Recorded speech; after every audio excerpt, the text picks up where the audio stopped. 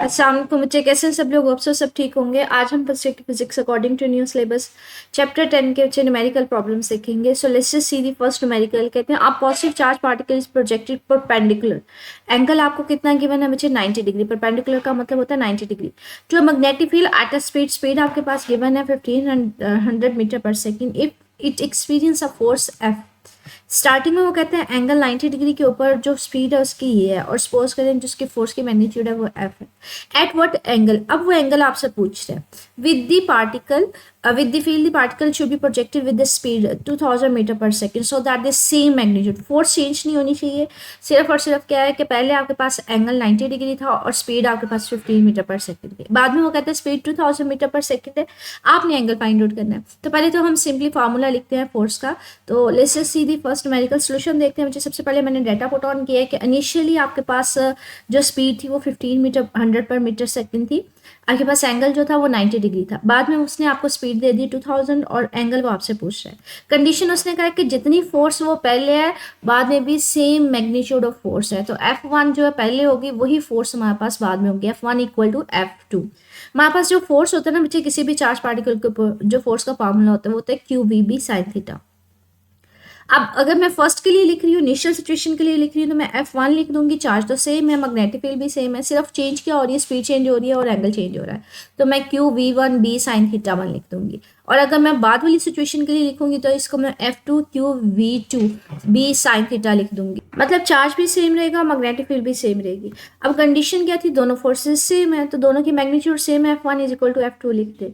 तो Q values put on करेंगे बच्चे, दोनों साइड्स पे सिमिलर क्या है, चार्ज सिमिलर है, मैग्नेटिक फील्ड सिमिलर है, तो ये दोनों क्रॉस हो जाएंगे, चार्ज भी और मैग्नेटिक फील्ड दोनों साइड से। बाकी क्या बचेगा बच्चे, आपके पास V1 sin theta 1 is equal to V2 sin theta 2। आपने क्या फाइंड आउट करना बच्चे, थीटा 2 फाइंड करना है। तो साइन थीटा 2 इधर रहने दें, ये V2 इधर मल्टीप्लाई और इधर जाकर डिवाइड हो जाएगा। तो ये हमारे पास फार्मूला कुछ इस तरह से आ जाएगा। वैल्यूज पुट ऑन करिए बच्चे, V1 1500 थी डिवाइडेड बाय V2 हमारे पास 2000 थी multiply by sine theta 190 degree आ जाएगा। इसको जब सॉल्व करेंगे 0.75 आ जाएगा बच्चे, ये साइन है, इसको अगर इस साइड पे लेके जाएंगे तो ये साइन इनवर्स आ जाएगा। साइन इनवर्स लेने का तरीका क्या होता है, कैलकुलेटर पे शिफ्ट प्रेस करें और साइन प्रेस करें तो साइन इनवर्स हो जाएगा। 0.75 लिखेंगे बच्चे, अप्रॉक्सीमेटली हमारे पास 49 डिग्री आ जाएगा। ठीक है, आगे हमारे पास से 10.2 कहते हैं electrons are accelerated from rest. ठीक है, इनिशियली वो रेस्ट पे था। तो पोटेंशियल डिफरेंस आपको गिवन है 15 kilo volt in an electroscope oscilloscope sorry. The electron then pass through, आपके पास magnetic field की वैल्यू गिवन है, that deflects them to a desired position on the screen. Find the magnitude of the force. आपने maximum force find out करनी है। Maximum force का मतलब है आपके पास एंगल जो आएगा वो 90 डिग्री है। ठीक है, that an electron can experience. तो इसी को सॉल्व करते हैं। सबसे पहले हम लोग डाटा पुट ऑन करेंगे। हमारे पास डाटा क्या है, आपके पास पोटेंशियल गिवन था दैट इज 15 किलो वोल्ट। ठीक है, तो किलो की वैल्यू बच्ची 10⁻³ होती है, तो ये हमारे पास 15 किलो वोल्ट आ जाएगा। मैग्नेटिक फील्ड आपके पास 0.35 गिवन है टेस्ला। ठीक है, आपके पास और इसमें डाटा कुछ नहीं है, लेकिन ये किसकी बात हो रही है, इलेक्ट्रॉन की बात हो रही है। तो इसका चार्ज और मास जो होता है ना बच्चे, ये कांस्टेंट डिजिट होता है, कांस्टेंट नंबर होता है जो हमें पता होना चाहिए। तो इलेक्ट्रॉन का जो चार्ज होता है बच्चे 1.6 मल्टीप्लाई 10⁻⁻19 कूलम होता है। और अगर हम इसके मास की बात करें तो इसका मास होता है वो 9.1 मल्टीप्लाई 10⁻31 kg होता है। ये न्यूमेरिकल वैल्यूज हैं, ये केमिस्ट्री में मोस्ट कॉमनली आपको रिवाइज कह लें मेमोराइज करवाई जाती हैं, क्योंकि ये कांस्टेंट डिजिट है, ये अक्सर यूज़ हो रहा होता है अक्सर जगह पे। तो ये आपको जो वैल्यूज है ना ये फिंगर टिप्स पे होनी चाहिए। कहते हैं आपने मैक्सिमम फोर्स फाइंड आउट करनी है। सबसे पहले तो फोर्स का फार्मूला जो होता है ना हमारे पास होता है QVB sin थीटा होता है, ये हमारे पास फोर्स का फार्मूला होता है। मैक्सिमम है तो बच्चे हमारे पास हम sin 90 लेंगे, sin 90 जो होते हैं वो मैक्सिमम होता है, तो sin 91 आ जाएगा, तो QVB आ जाएगा।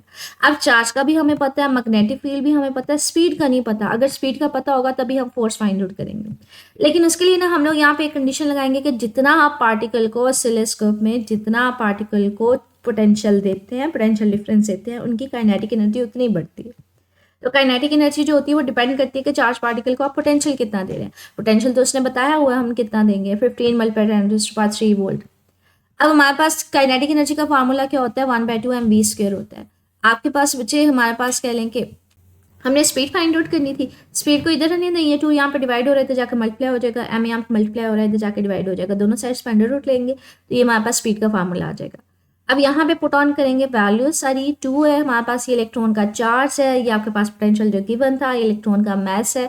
जब इसको सॉल्व करेंगे हमारे पास स्पीड का फार्मूला आ जाएगा, वैल्यू आ जाएगी 7.26 मल्टीप्लाई मेरे पास 7 मीटर पर सेकेंड। तो इसमें सिर्फ और सिर्फ ये वाली चीज़ याद रखने वाली है कि ऑसिलोस्कोप में आप जितना पोटेंशियल डिफरेंस देते हैं उतनी ही पार्टिकल की काइनेटिक एनर्जी बढ़ती है। तो इस किसी भी चार्ज पार्टिकल को जितना पोटेंशियल देंगे उतनी उसकी काइनेटिक एनर्जी बढ़ेगी। तो ये सिंपली फार्मूले को मैंने सॉल्व किया हुआ है। आपके पास स्पीड भी आ गई, चार्ज आपको पता है कांस्टेंट वैल्यू है, मैग्नेटिक फील्ड आपको गिवन है 0.35 टेस्ला, ठीक है।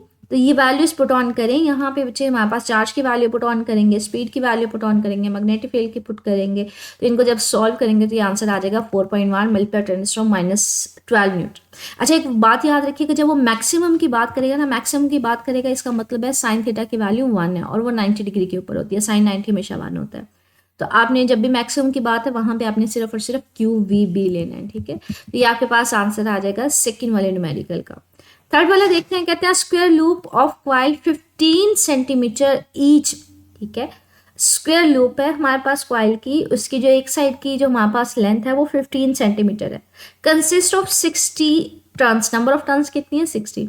Initially it is located in uniform magnetic field, magnetic field जो वहाँ पे मौजूद है वहाँ उसकी वैल्यू कितनी है? 0.8 tesla. So that the plane of the coil is perpendicular to the magnetic field, वो हमारे पास जो प्लेन ऑफ द कॉइल है वो परपेंडिकुलर है मैग्नेटिक फील्ड के। The coil is then turn through an angle, पहले हमारे पास परपेंडिकुलर थी, बाद में हमारे पास कहते हैं जो एंगल है वो 30 डिग्री है। टाइम कितना? 2 सेकेंड। आपने फाइंड आउट करना है average induced EMF find out करनी है। तो ये हमारे पास न्यूमेरिकल है। सबसे पहले हम डाटा पुट ऑन करेंगे। हमारे पास लेंथ बच्चे एक स्क्वायर लूप है, मतलब स्क्वायर इस तरह से कॉइल है, एक हमारे पास ये हमारे पास एक स्क्वायर कॉइल है। कहते हैं उसकी लेंथ जो है ना, स्क्वायर वैसे बेसिकली उसको बोलते हैं जिसकी चारों साइड्स जो होती है ना वो एक जितनी होती हैं, ठीक है, उसको स्क्वायर बोलते हैं।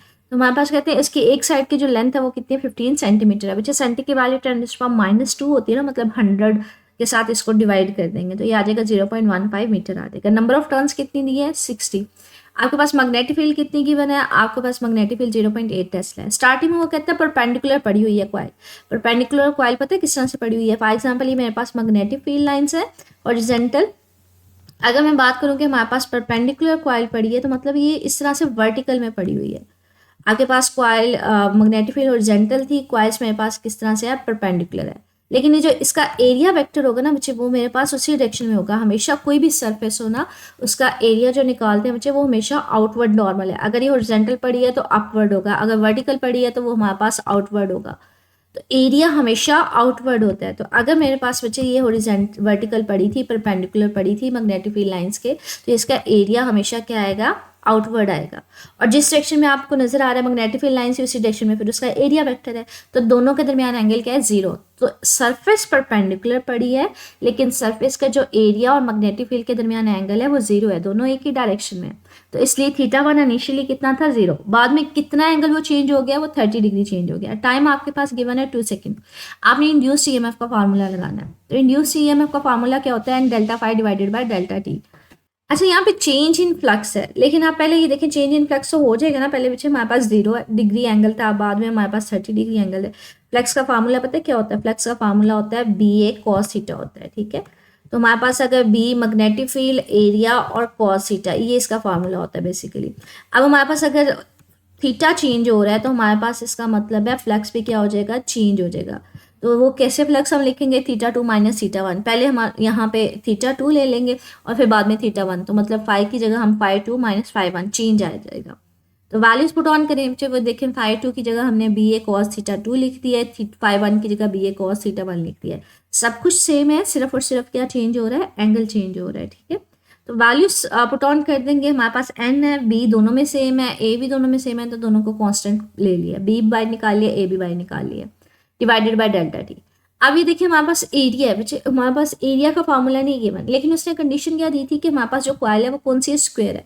स्क्वायर में अगर दो साइड्स को मैं मल्टीप्लाई कर दूँ ना तो वो इसका एरिया आ जाएगा। तो उसमें उसने कहा हर साइड की जो लेंथ है वो 15 है। अगर ये भी 15 है मतलब 0.15 मीटर और ये भी 0.15 मीटर है, तो अगर मैं इन दोनों का स्क्वायर ले लूँ, दो को मल्टीप्लाई कर दूँ तो एरिया आ जाएगा।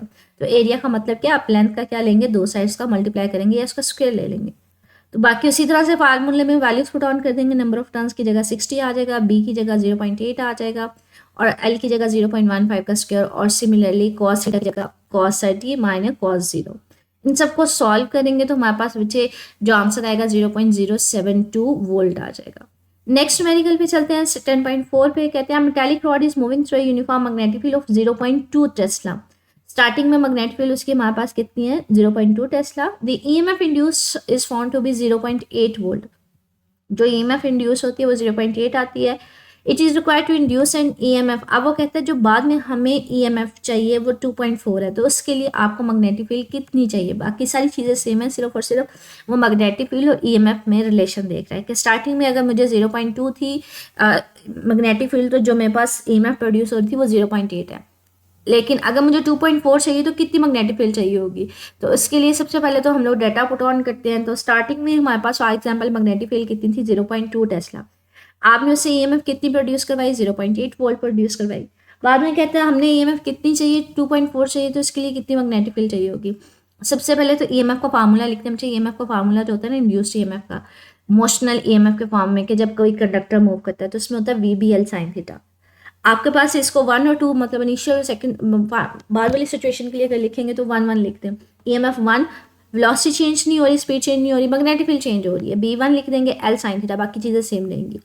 और इसको बाद वाली सिचुएशन के लिए लिखेंगे तो EMF 2 लिख देंगे VB2 L sin थीटा। जी जो सिर्फ और सिर्फ चीज़ें चेंज हो रही है उसके साथ 1 2 लिखेंगे, बाकी उसी तरह से आ जाएंगे। 1 को 2 से डिवाइड कर देंगे तो इसको लेफ्ट साइड को लेफ्ट साइड से डिवाइड कर देंगे, राइट साइड को राइट साइड से। जो चीज़ें कैंसिल होंगी बच्चे वो कैंसिल हो जाएंगी, VB से चला जाएगा L sin थीटा और L sin थीटा। बाकी क्या बचेगा EMF 1 divided by E2 B1 divided by B2। आपने फाइंड आउट करना था B2, ये इधर डिवाइड हो रहा है इधर मल्टीप्लाई हो जाएगा, तो इसको इधर ले जाएं। बाकी यहाँ पे E2 डिवाइड हो रहा है इधर जाकर मल्टीप्लाई हो जाएगा, E1 इधर डिवीजन में आ जाएगा। ये फार्मूला हमारे पास बन जाएगा। वैल्यूज पुट ऑन करें 2.4 डिवाइडेड बाई 0.8 मल्टीप्लाई बाय 0.2, मतलब मैंने सबकी वैल्यूज पुट ऑन कर दी हैं। आपके पास जो आंसर आ जाएगा वो कितना आ जाएगा 0.6 टेस्ला। मतलब सिंपली हमने सिर्फ और सिर्फ वैल्यूज पुट ऑन करके उसको सॉल्व कर लिया। नेक्स्ट न्यूमेरिकल पे चलते हैं मुझे 10.5 पे। कहते हैं copper ring has a radius 4 centimetre. आपके पास रेडियस कितना है 4 सेंटीमीटर। रेजिस्टेंस आपके पास कितनी है 1 मिली ओम। A magnetic field is applied over the ring perpendicular to its plane. If the magnetic field increases, अब magnetic field change हो रहा है कितना 0.2 से 0.4 टेस्ला पे। टाइम इंटरवल कितना 5 × 10⁻³ सेकेंड। आपने करंट फाइंड आउट करनी है इस इंटरवल में। तो सबसे पहले तो हम डाटा पुट ऑन करेंगे। डाटा हमने यहाँ पे पुट ऑन किया है। सबसे पहले रेडियस आपके पास गिवन था 4 सेंटीमीटर। 4 सेंटी की वैल्यू क्या है 10⁻², मतलब 100 से उसको डिवाइड करेंगे तो ये आ जाएगा 0.04 मीटर। यहाँ पे ना कोई भी बात नंबर ऑफ टर्न्स की नहीं हो रही, तो इसका मतलब है अगर नंबर ऑफ टर्न्स की बात ही नहीं हो रही तो हम जहाँ पे कोई बात ना हो रही हो वहाँ पे हम n = 1 ले लेते हैं। रेजिस्टेंस आपके पास गिवन है 1 मिली ओम। मिली की वैल्यू 10⁻³ होती है। जो मैग्नेटिक फील्ड वो कहते हैं पहले 0.2 था, बाद में 0.4 हो गया। तो इनिशियल मेरे पास कितना था 0.2, फाइनल कितना हो गया 0.4। अगर आपने डेल्टा B फाइंड आउट करना हो, मतलब चेंज फाइंड आउट करना हो, तो फाइनल माइनस इनिशियल होता है, तो 0.4 में से 0.2 को माइनस कर देंगे।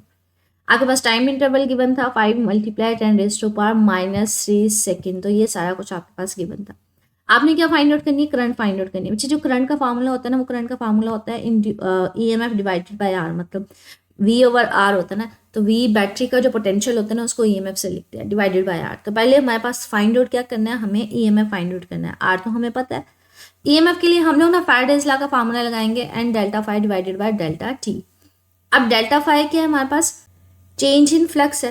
फ्लक्स का जो फार्मूला होता है वो BA cos थीटा होता है, लेकिन अगर मैं डेल्टा लगा रही हूँ इसका मतलब है चेंज भी आएगा। और वो चेंज किसकी वजह से आ रहा होता है, क्योंकि मैग्नेटिक फील्ड चेंज हो रही होती है। बाकी चीज़ें चेंज नहीं हो रही। चेंज क्या हो रही है मैग्नेटिक फील्ड चेंज हो रही है। अगर मैग्नेटिक फील्ड चेंज हो रही है तो फ्लक्स भी क्या आना शुरू हो जाएगा चेंज होना शुरू हो जाएगा। तो ∆φ = ∆B।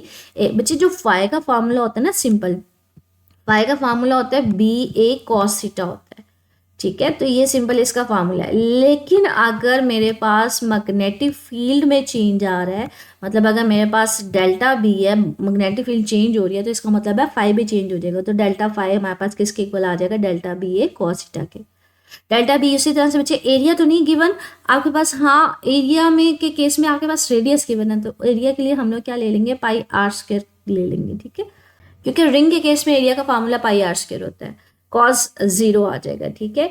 आपके पास बच्चे यहाँ पे एंगल वो कहता है, मैं आपको थोड़ा सा एक्सप्लेन अगर इसको कर दूँ फॉर एग्जाम्पल पूछिए हमारे पास ये मैग्नेटिक फील्ड लाइंस हैं, आपके पास जो एरिया यहाँ पे वो बात कर रहा है ना, वो कहता है हमारे पास एरिया जो परपेंडिकुलर रिंग जो है ना इसमें परपेंडिकुलर पड़ी हुई है मैग्नेटिक फील्ड लाइंस के। अगर रिंग मेरे पास इस तरह से परपेंडिकुलर पड़ी हुई है तो मेरे पास उसका जो एरिया वेक्टर होगा वो हमेशा आउटवर्ड होता है, तो वो मैग्नेटिक फील्ड लाइंस के क्या होगा, पैरेलल होगा। तो एरिया में और हमारे पास मैग्नेटिक फील्ड लाइंस में एंगल कितने हैं, 0 डिग्री, क्योंकि दोनों एक ही डायरेक्शन में, एरिया हमेशा आउटवर्ड होता है। ठीक है, तो इसलिए हम लोग यहाँ पे कॉस कौन सा लेंगे, कॉस 0 लेंगे। बाकी वैल्यूज पुट ऑन कर दें, डेल्टा बी की, पाई की और आर स्क्वायर की। जब इसको सॉल्व करेंगे तो 10.04 मल्टीप्लाई 10⁻⁴ वेबर आ जाएगा। इस डेल्टा फाई की वैल्यू के इस फार्मूले में पुट ऑन करेंगे, नंबर ऑफ टर्न्स हमें नहीं गिवन थी तो हमने 1 ले ली। डेल्टा फाई की वैल्यू उसकी पुट ऑन कर दी, डेल्टा टी की वैल्यू पुट ऑन कर दी, ये आ जाएगा 0.201 वोल्ट आ जाएगा। आपने तो करंट फाइंड आउट करनी थी। करंट फाइंड आउट करने के लिए हमें बच्चे करंट का जो फार्मूला होता है ना वो हमारे पास होता है ओहम्स लॉ के अकॉर्डिंग, V = IR होता है। तो I हमारे पास क्या होता है, V/R के इक्वल होता है। V क्या, पोटेंशियल डिफरेंस है। तो यहाँ पे हम बैटरी के केस में जो पोटेंशियल होता है ना उसको EMF बोलते हैं। तो बैटरी के केस में अगर मैं यहाँ पे EMF ले रही हूँ डिवाइडेड बाय R, तो EMF की वैल्यू मैंने पुट ऑन कर दी है और मैंने R की वैल्यू पुट ऑन कर दी है। जब इसको सॉल्व करेंगे बच्चे हमारे पास ये आ जाएगा 201 एम्पेयर आ जाएगा। ठीक है, नेक्स्ट मेडिकल देखते हैं। मुझे हमारे पास 10.6 है, कहते हैं a coil of 10 turns, number of turns कितनी है 10, एरिया हमारे पास कितना है 35 centimetre square, perpendicular to the magnetic field. हमारे पास मैग्नेटिक फील्ड के साथ वो परपेंडिकुलर में है। हमारे पास मैग्नेटिक फील्ड की वैल्यू कितनी है 0.5 Tesla. The coil is pulled out in the field, बाद में जो कॉइल है उसको फील्ड से बाहर निकाल लिया जाता है कितने टाइम में, 1 सेकेंड में। आपने इंड्यूस्ड EMF फाइंड आउट करनी है जब उसको बाहर निकाल लिया जाए। अच्छा, ये हमारे पास डाटा सबसे पहले गिवन है, नंबर ऑफ टर्न्स कितनी है 10, एरिया कितना है 35 सेंटीमीटर स्क्वायर, सेंटी की वैल्यू होती है 10⁻⁻²। लेकिन ये पावर दोनों के ऊपर एप्लीकेबल है, ये सेंटी के ऊपर भी एप्लीकेबल है, ये मीटर के ऊपर भी एप्लीकेबल है। तो यहाँ पे सेंटी की वैल्यू 10⁻² नहीं लेंगे, 10⁻⁴ लेंगे। ठीक है, तो हमारे पास मैग्नेटिक फील्ड इनिशियली कितनी थी 0.5 टेस्ला थी, बाद में वो कहता है उसको पुल्ड आउट कर लिया गया, जो कॉइल थी उसको बाहर निकाल लिया गया, तो बाद में मैग्नेटिक फील्ड उसमें से कितनी गुजरेगी, कोई भी नहीं, 0 होगी। तो हमारे पास चेंज कितना आएगा, इसमें से इसको माइनस कर दिया 0.5 टेस्ला आ जाएगा। टाइम कितना गिवन है 1 सेकेंड। आपने EMF का फार्मूला फाइंड आउट करना है, वैल्यू फाइंड आउट करनी है। EMF का फार्मूला क्या होता है, N delta phi by delta T. मतलब अगर मुझे डेल्टा फाई का पता चल जाए तो मैं वैल्यूज को सॉल्व कर सकती हूँ। डेल्टा फाई क्या होता है बच्चे, फाई की अगेन मैंने आपको जैसे पिछले न्यूमेरिकल में बताया था, इसका फार्मूला होता है हमारे पास BA cos थीटा होता है। ठीक है, ये इसका simple product of magnetic field area और उन दोनों के दरमियान एंगल। लेकिन अगर आपके पास मैग्नेटिक फील्ड चेंज हो रही है, स्टार्टिंग में वो कहता है कि मैग्नेटिक फील्ड 0.5 टेस्ला है, लेकिन बाद में उसको बाहर निकाल लेते हैं तो बाद में हमारे पास 0 हो जाती है, मतलब चेंज आ रहा है। तो अगर मैग्नेटिक फील्ड चेंज हो रही है तो फ्लक्स भी चेंज हो जाएगा। आपके पास जो डेल्टा बी की वैल्यू है, जो चेंज आ रहा था वो 0.5 था, एरिया आपके पास गिवन है। अच्छा, यहाँ पे ना cos 0 लेंगे, लेकिन क्यों यहाँ पे cos 0 लेंगे, कहते हैं परपेंडिकुलर है मैग्नेटिक फील्ड के। फॉर एग्जाम्पल मैग्नेटिक फील्ड हमारे पास कुछ इस तरह से है, एरिया जो है वो परपेंडिकुलर है। परपेंडिकुलर का मतलब है एरिया जो मेरे पास पड़ा हुआ है वो वर्टिकल पड़ा हुआ है। ठीक है, तो लेकिन कोई भी एरिया हो ना उसमें एरिया वेक्टर हमेशा आउटवर्ड होता है। एरिया वेक्टर आउटवर्ड है तो एरिया वेक्टर और मैग्नेटिक फील्ड के दरमियान एंगल कितना है, हमारे पास 0 है, क्योंकि जिस डायरेक्शन में मैग्नेटिक फील्ड थी उसी डायरेक्शन में उस एरिया वेक्टर की डायरेक्शन थी। सरफेस उस तरह से परपेंडिकुलर है लेकिन एरिया वेक्टर हमारे पास कह लें पैरेलल है। ठीक है, तो यहाँ पे cos 0 ले लेंगे, बाकी वैल्यूज को पुट ऑन करेंगे, मतलब 35 को 0.5 से मल्टीप्लाई करेंगे, 34 को तो 1.7 आ जाएगा, 10⁻⁻4 आ जाएगा, 0.7 कह रही हूँ 17 सॉरी। ये फाई की वैल्यू आ गई डेल्टा फाई की, डेल्टा फाई की वैल्यू इस फार्मूले में पुट ऑन करेंगे। नंबर ऑफ टर्न्स 10 है हमारे पास, टाइम भी हमें 1 दिया हुआ है, तो इसको जब सॉल्व करेंगे तो ये मेरे पास आ जाएगा 17 मल्टीप्लाई 10⁻3। अगर साइंटिफिक नोटेशन में करेंगे बच्चे यहाँ पे डेसिमल नहीं होगा, मतलब डेसिमल कहीं पे भी नहीं है, तो इसका मतलब है लास्ट पे है, तो इसको एक डिजिट पीछे ले जाएंगे। और अगर इस डिजिट इसको पीछे लेके जाएंगे तो इसका मतलब है एक पावर कम हो जाएगी, तो ये 10⁻² वोल्ट आ जाएगा। अच्छा, नेक्स्ट हमारे पास 10.7 जो है ये रिड्यूस सिलेबस में नहीं है, तो ये ख़त्म कर देंगे। 10.8 भी क्रॉस हुआ है, 10.9 भी क्रॉस हुआ है, 10.10 पे आ जाएंगे, कहते हैं यानी EMF of 0.5 volt. Potential difference आपके पास EMF सॉरी कितनी दी हुई है, 0.5 वोल्ट दी हुई है। Across the end of the metal through a magnetic field, magnetic field कितना गिवन है 0.4 Tesla. And EMF of 1.5 volt हमें कितनी चाहिए 1.5, उसके लिए कहते हैं मैग्नेटिक फील्ड बताया हमें कितनी चाहिए होगी। ये जैसा पहले हमने न्यूमेरिकल किया था ना अप्रॉक्सीमेटली, ये 10.4 वाला एग्जैक्टली ये न्यूमेरिकल वैसे ही, बस डाटा थोड़ा चेंज है। ठीक है, तो इसको सॉल्व करते हैं। सबसे पहले हम डाटा पुट ऑन करेंगे, 10.10 तो हमारे पास इनिशियल ईएमएफ कितनी है 0.5 वोल्ट, मैग्नेटिक फील्ड कितनी है 0.4 टेस्ला, ईएमएफ 2 हमारे पास कितनी है 1.5 वोल्ट, और हमने मैग्नेटिक फील्ड उसके लिए फाइंड आउट करनी है। ईएमएफ का फार्मूला क्या होता है बच्चे, V B L sine theta. अगर फर्स्ट सिचुएशन के लिए मैं लिखूंगी 1 के लिए तो मेरे पास ईएमएफ 1 आ जाएगा is equal to V B 1 आ जाएगा, और एल साइन थीटा उसी तरह से। अगर सेकंड के लिए लिखूंगी तो वही ईएमएफ चेंज होगा, बी चेंज होगा, बाकी वी और एल साइन थीटा सेम रहेगा। दोनों को डिवाइड कर देंगे, सिंप्लीफाई करेंगे, वी बी से खत्म हो जाएगा, एल साइन थीटा से खत्म हो जाएगा, बाकी क्या बचेगा EMF divided by EMF 2 is equal to B 1 divided by B 2।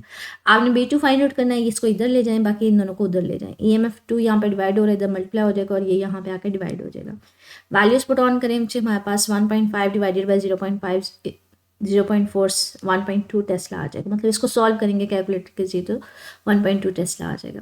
आगे हमारे पास अगर हम न्यूमेरिकल की बात करें बच्चे 10 पॉइंट हमने 10 कर लिए। अगले जो न्यूमेरिकल वो अगेन विच रिड्यूस सिलेबस में नहीं है तो वो क्रॉस हो जाएंगे। बस यही हमारे न्यूमेरिकल थे इस चैप्टर के। इनमें कोई बच्चे न्यूमेरिकल मिसिंग हुआ, कुछ समझ ना आया, कुछ पूछना हुआ तो मेरे से कमेंट सेक्शन में पूछ लीजिएगा। ओके, अल्लाह हाफिज़।